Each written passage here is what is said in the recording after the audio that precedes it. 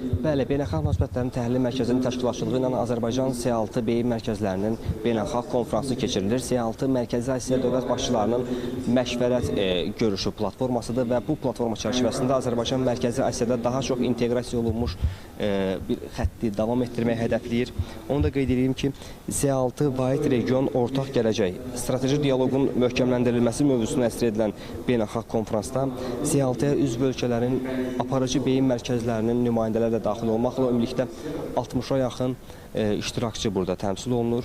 Açılış nitqində çıxış edən Beynəlxalq Münasibətlərin Təhlili Mərkəzinin İdarə Heyətinin sədri Fərid Şəfiyev bildirdi ki, 2025-ci il noyabrında Azərbaycanın Mərkəzi Asiya dövlət başçılarının məşvərət görüşlərinin tam hüquqlu üzvünə çevrilməsi regional əməkdaşlıqda mühüm addım kimi qiymətləndirilir. Qeyd olundu ki, bu addım Xəzər dənizi hövzəsi boyunca daha inteqrasiya olunmuş geoiqtisadi və geosiyasi məkanın formalaşmasına töhfə verəcək.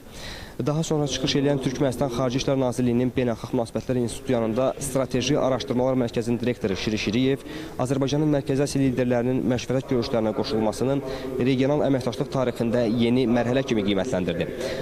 Beynəlxalq konferans çərçivəsində müxtəlif tematik mövzularla bağlı sessiyalarda davam edir. Dialoqdan dayanıqlı mexanizmlərə, C6 əməkdaşlığının gələcəyi mövzusunda baş tutan birinci panel sessiyasında regional əməkdaşlığın institusionallaşdırılması, C6 ölkələrinin beynəlxalq platformalarda mövqelərinin əlaqələndirilməsi və humanitar əməkdaşlığın davamlı mexanizmlərə çevrilməsi məsələləri diqqət mərkəzində idi.